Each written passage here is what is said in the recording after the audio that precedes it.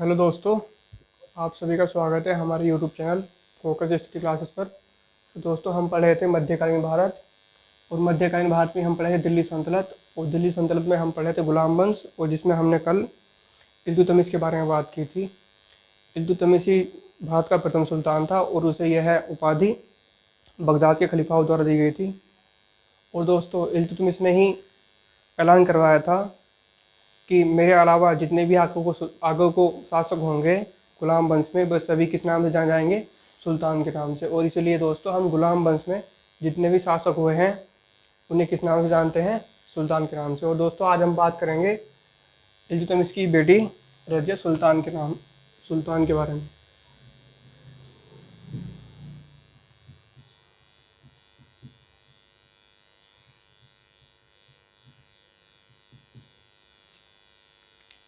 रजिया सुल्तान तो यह इल्तुतमिश की बेटी थी।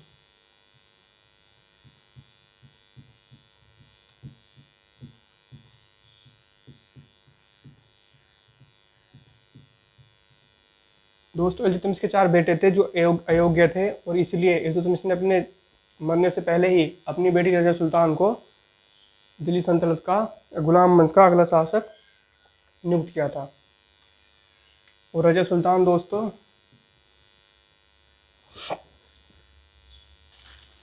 रजिया सुल्तान दिल्ली के सिंहासन पर बैठने वाली प्रथम या फिर एकमात्र महिला शासक थी। दिल्ली के सिंहासन पर बैठने वाली एकमात्र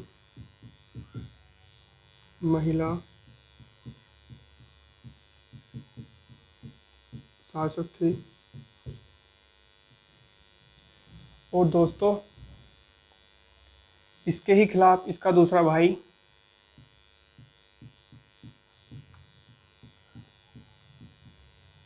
इसके खिलाफ इसका दूसरा भाई बहराम शाह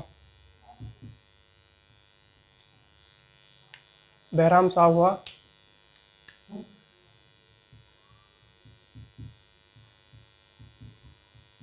बहराम शाह। और दोस्तों, इल्तुतमिश के द्वारा जो दल चालीसा या तुर्कान चहलगानी की स्थापना की गई थी, वह 40 सरदार भी किसके अंडर या किसके लिए काम करने लगे? बहराम शाह के दल चालीसा।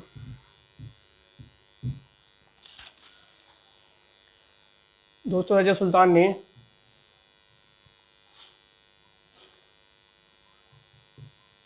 ऐतगीन को रजिया सुल्तान ने ऐतगीन को बदायूं का इक़्तिदार नियुक्त किया। बदायूं का इक़्तिदार नियुक्त किया।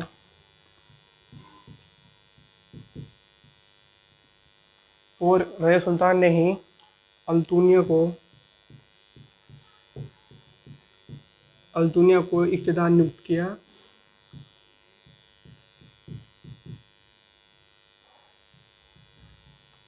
भटिंडा पंजाब का।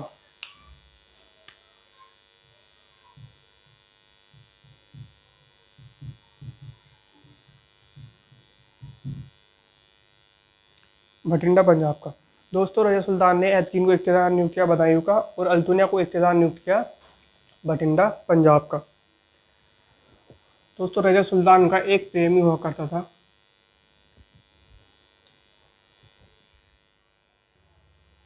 दोस्तों, रजिया सुल्तान का एक प्रेमी हुआ करता था जिसे हम याकूत खां के नाम से जानते हैं। याकूत खां। और यह एक हबशी हुआ करता था। दोस्तों, रजिया सुल्तान ने याकूत खां को अमीर आखूर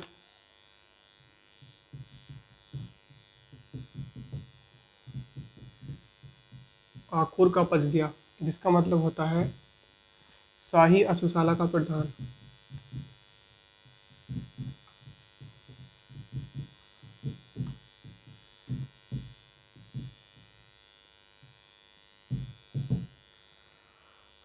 अभी याकूत खां, दोस्तों इल्तुतमिश जब जब भी कहीं बाहर जाया करता था तो याकूत खां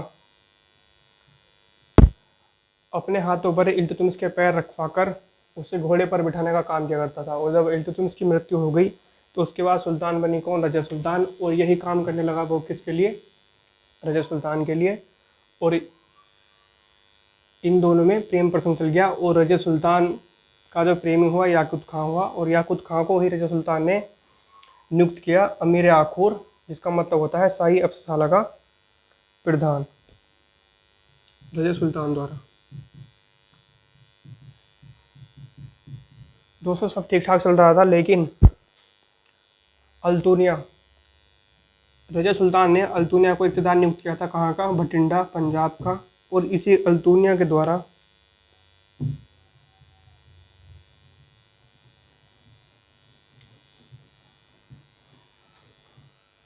इसी अल्तुनिया के द्वारा 1240 ईस्वी में 1240 ईस्वी में हुआ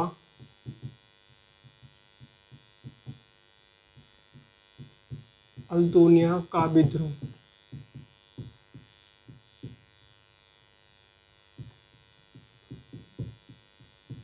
कहाँ पर, क्योंकि यह भटिंडा पंजाब का इक़्तिदार था, भटिंडा पंजाब में।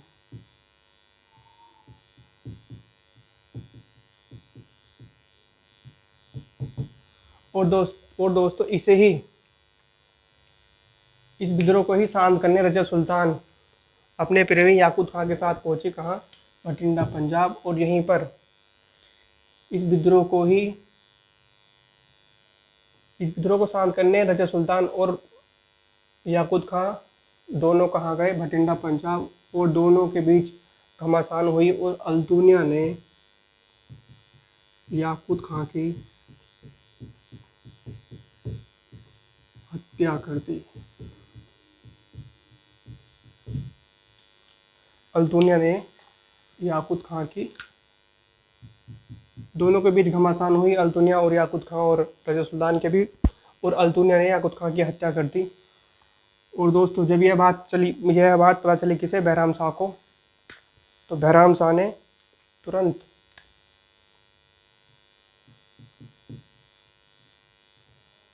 समय व्यर्थ ना करते हुए बैराम शाह 1240 ईस्वी में ही दिल्ली की गद्दी पर बैठा।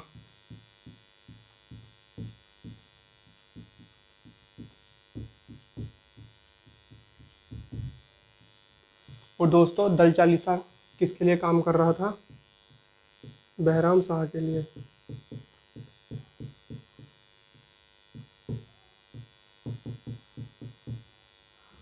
जैसे यह बात पता चली कि अल्तुनिया याकूत खां की हत्या कर दी है, और बैराम शाह ने वैसे ही बिना समय व्यर्थ करे 1240 ईस्वी में ही दिल्ली की गद्दी पर बैठ गया। और दल चालीसा किसके लिए काम करता था तब, बैराम शाह के लिए।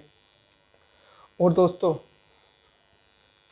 अल्तुनिया ने याकूत खां की हत्या की और अल्तुनिया ने रज़िया सुल्तान से कहा कि आपके पास दो ऑप्शन है, या तो आप मुझसे शादी कर लीजिए या फिर दिल्ली सल्तनत या दिल्ली की गद्दी मुझे सौंप दीजिए। और रज़िया यहाँ पर आके फंस गई। रज़िया करती तो क्या करती, रज़िया ने अल्तुनिया के साथ विवाह कर लिया। रज़िया ने अल्तुनिया के साथ विवाह कर लिया। दोस्तों ऐसे रज़िया गुंडों में फंस गई थी। दोस्तों अल्तुनिया ने रज़िया के साथ विवाह कर लिया और करती भी क्या, क्योंकि उसके पास कोई ऑप्शन ही नहीं था। अगर वह शादी नहीं करती तो वैसे उसे अपना सारा साम्राज्य किसे देना पड़ता, अल्तुनिया को। इसीलिए रज़िया सुल्तान ने अल्तुनिया के साथ विवाह कर लिया। दोस्तों जब यह बात पता चली किसे, बैराम शाह को, बैराम शाह ने तुरंत दल चालीसा से कहा कि रज़िया और अल्तुनिया दोनों दिल्ली में प्रवेश नहीं करने चाहिए, दोनों को दिल्ली से बाहर ही मरवा दो या मार दो। और दोस्तों ऐसा ही हुआ, दल चालीसा के 40 जो लोग थे गए, और अल्तुनिया और रज़िया ने जो अपना शिविर लगा रखा था वो कहाँ पर लगा रखा था, हरियाणा के कैथल में, हरियाणा के कैथल में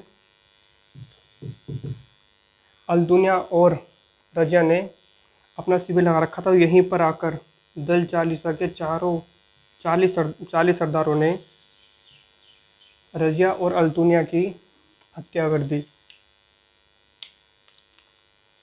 रजिया और यहीं पर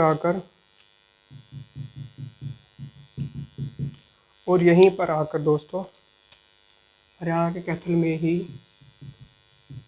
दल चालीसा के द्वारा रजिया और अल्तुनिया की हत्या कर दी। हरियाणा के कैथल नामक स्थान में ही दल चालीसा के द्वारा रजिया और अल्तुनिया की हत्या कर दी गई। इसके बाद दोस्तों, क्योंकि रजिया और अल्तुनिया की हत्या हरियाणा के कैथल में हुई, इसलिए रजिया का जो मकबरा है वह कहाँ है?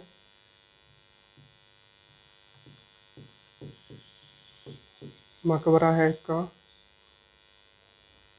हरियाणा के कैथल में,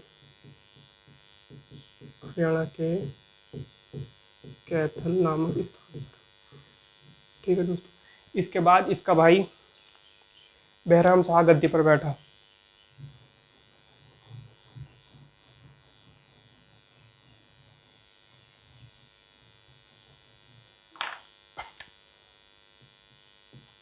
बहराम शाह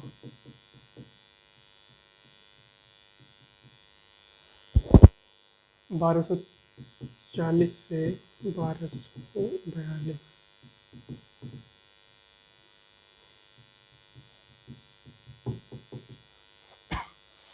ठीक है दोस्तों। इसके बाद इसका भाई बहराम शाह गद्दी पर बैठा 1240 से 1242।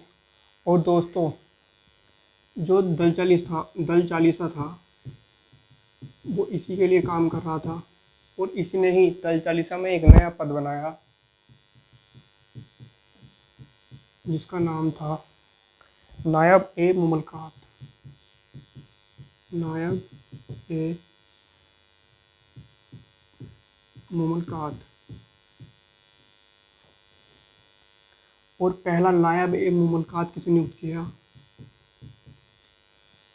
पहला नायब एक मुमलकात बना एतगीन। एतगीन को इसने पहला नायब ए मुमलकात नियुक्त किया। और दोस्तों, इसी के ही शासन में, बहराम शाह के ही शासन में 1241 ईस्वी में हुआ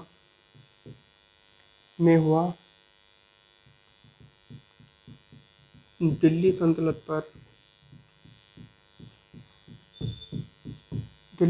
पर मंगोलों का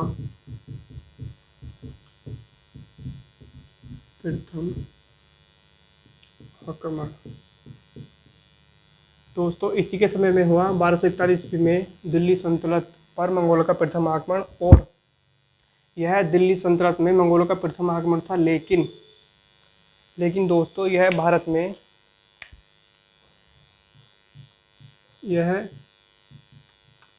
में मंगोलों का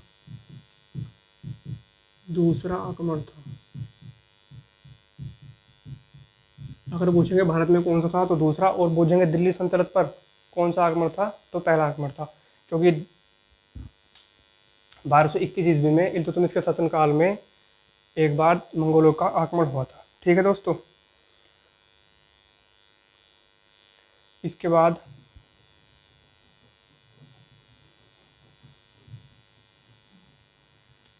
बहराम शाह का ही भतीजा मसूद शाह।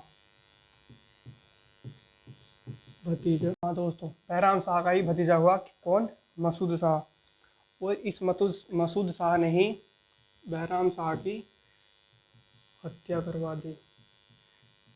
इसके बाद दोस्तों अगला सुल्तान हुआ मसूद शाह। 1242 से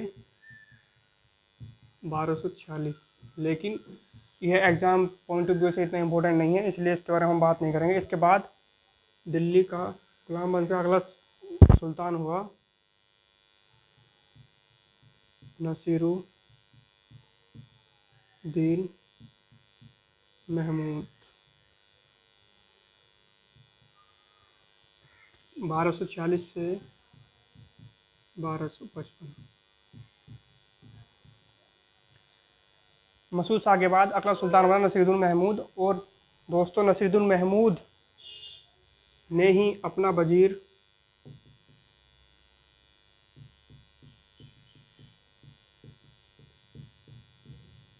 नियुक्त किया। किसे? बलबन को। और नसीरुद्दीन महमूद ने ही बलबन को उपाधि दी उलूग खां की, जिसका मतलब होता है विश्व का खान। दोस्तों, नसीरुद्दीन महमूद ने अपना वजीर बलबन को नियुक्त किया और इसी ने ही, नसीरुद्दीन महमूद ने ही बलबन को उपाधि दी उलूग खां की। उलूग खां का मतलब होता है विश्व का खां या विश्व का खान। और दोस्तों, नसीरुद्दीन महमूद के बारे में यह कहा जाता है कि यह ऐसा सुल्तान था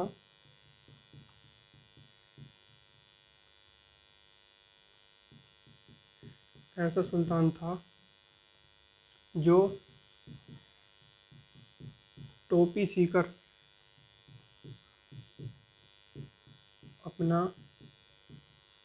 जीवन यापन करता था।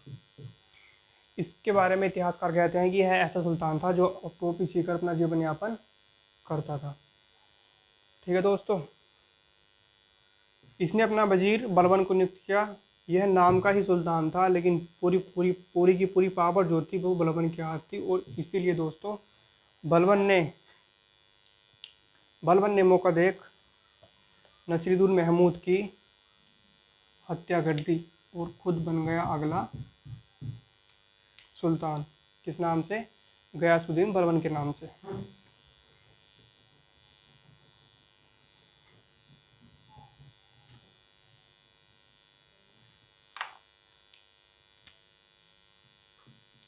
गयासुद्दीन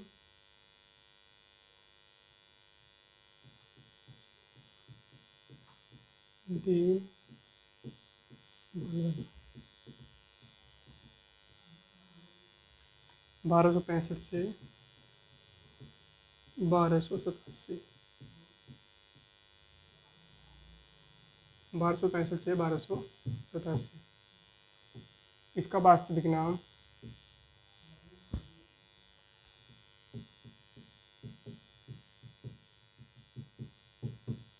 इसका वास्तविक नाम बहाउद्दीन था।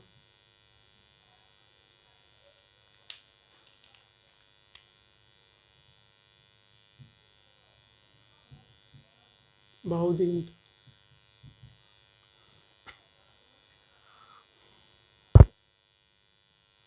और दोस्तों, इसमें गयासुद्दीन बलबन ने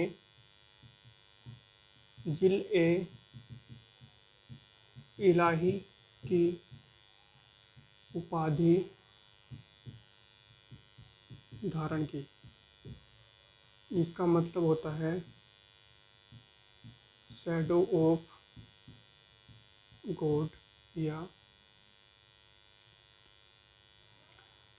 गॉड या अल्लाह की परछाई। इसने उपाधि धारण की जिले-इलाही की, जिसका मतलब होता है शैडो ऑफ गॉड या अल्लाह की परछाई। और दोस्तों, इल्तुतमिश द्वारा शुरू किए गए दल चालीसा या तुर्कान चहलगाली का अंत किसने करवाया?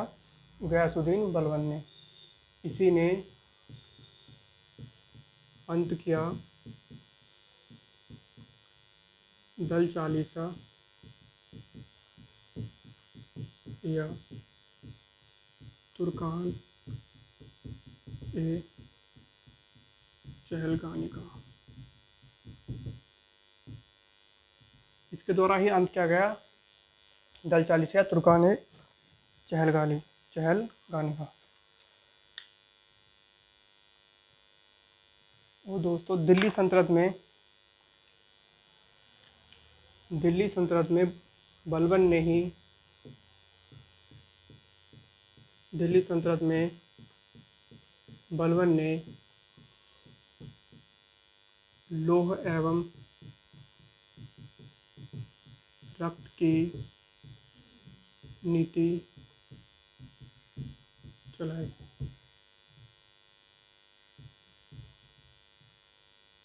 दिल्ली सल्तनत में गयासुद्दीन बलबन ने लौह एवं रक्त की नीति चलाई। इसका मतलब था, अगर कोई दुकानदार या कोई व्यक्ति किसी अन्य व्यक्ति को कम तोल कर दे रहा है, तो जितना वो कम तोलेगा उसके शरीर से उतना ही मांस निकाल के अलग किया जाएगा। यह थी लौह एवं रक्त की नीति, जो किसने चलाई थी? गयासुद्दीन बलबन ने। दोस्तों इसी के द्वारा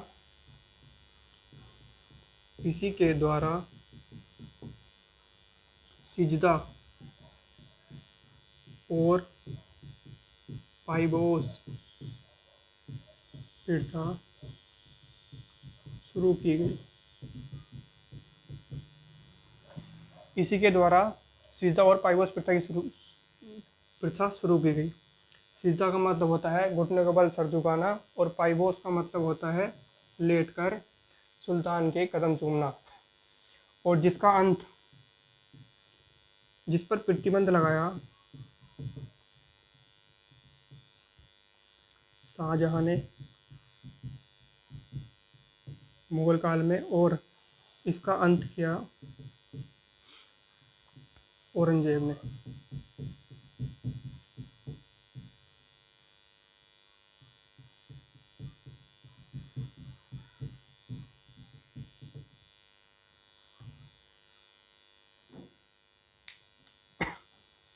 ठीक है दोस्तों, इसी के द्वारा सिजदा और पाइबोस की प्रथा शुरू की गई, जिसमें मुगल काल में प्रतिबंध लगाया शाहजहां ने, और इसका अंत किया औरंगजेब ने।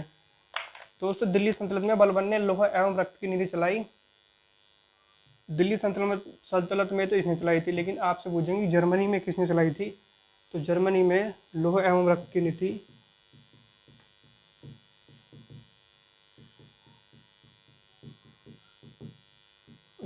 नीति बिस्मार्क द्वारा चलाई गई थी। बिस्मार्क द्वारा चलाई गई थी।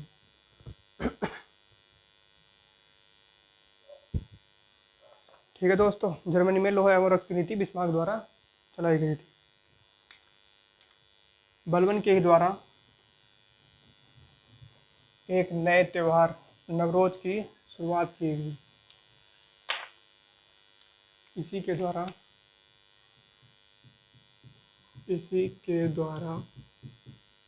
एक नए त्योहार नवरोज की शुरुआत की गई। इसी के द्वारा एक नए त्यौहार नवरोज की शुरुआत की गई, जो 21 मार्च को मनाया जाता है, और यह पारसी नववर्ष है। पारसी नववर्ष के रूप में मनाया जाता है, नववर्ष। और दोस्तों इस त्यौहार पर भी प्रतिबंध किसने लगाया? औरंगजेब ने। इस त्यौहार पर भी प्रतिबंध औरंगजेब ने लगाया। इसके बाद दोस्तों इसके शासनकाल में एक महत्वपूर्ण घटना घटी। इसके शासनकाल में ही हुआ 1287 ईस्वी में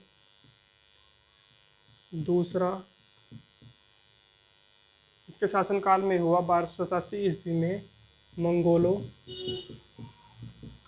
का दूसरा आक्रमण दिल्ली सल्तनत पर।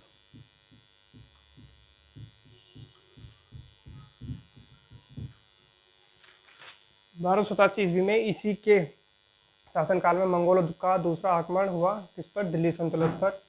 और दोस्तों इसी आक्रमण को शांत करने या इसी आक्रमण को शांत करने के लिए गयासुद्दीन बलबन ने अपने बेटे को भेजा, जिसका नाम था शहजादा मोहम्मद। और इस आक्रमण में मंगोलों द्वारा शहजादा मोहम्मद की हत्या कर दी गई।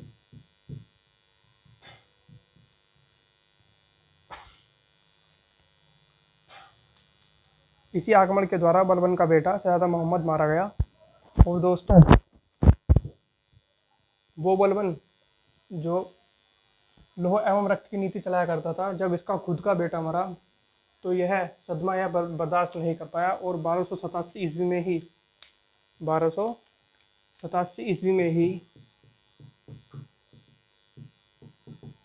बलबन की भी मृत्यु हो गई। और इन दोनों की ही कब्रें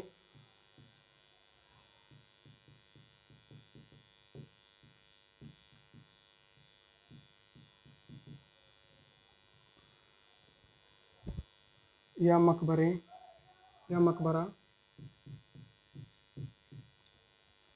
दिल्ली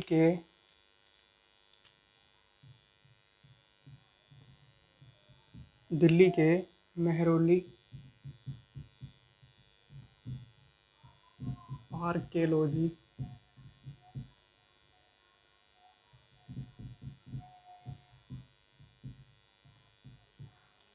पार्क में है।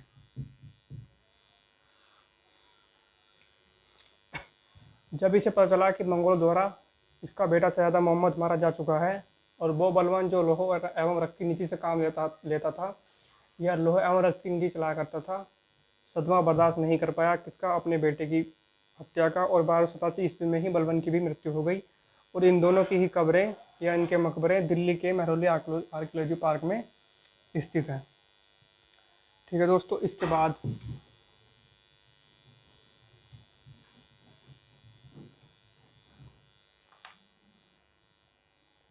बाद गयासुद्दीन बलबन का पोता।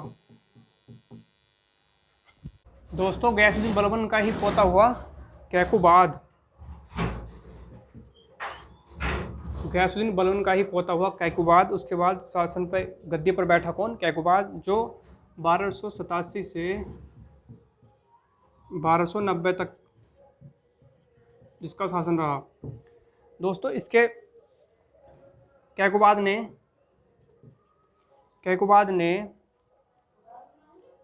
पंजाब का इक्तेदार नियुक्त किया, किसे? मलिक फिरोज को।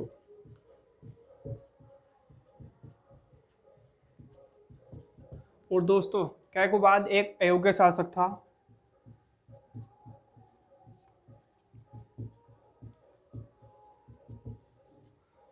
कैकुबाद नाम का ही सुल्तान था, लेकिन ज़्यादातर फैसले जो लिया करता था वो मलिक फिरोज लिया करता था। और दोस्तों इसके बाद अगला सुल्तान हुआ कैमूर्स।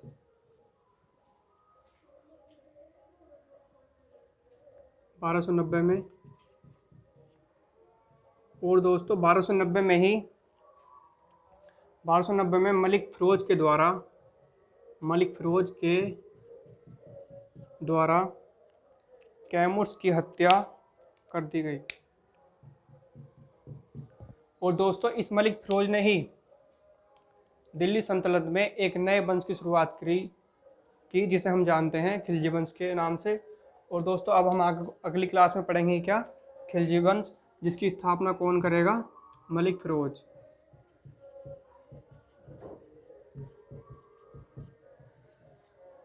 और किस नाम से अगला सुल्तान बनेगा?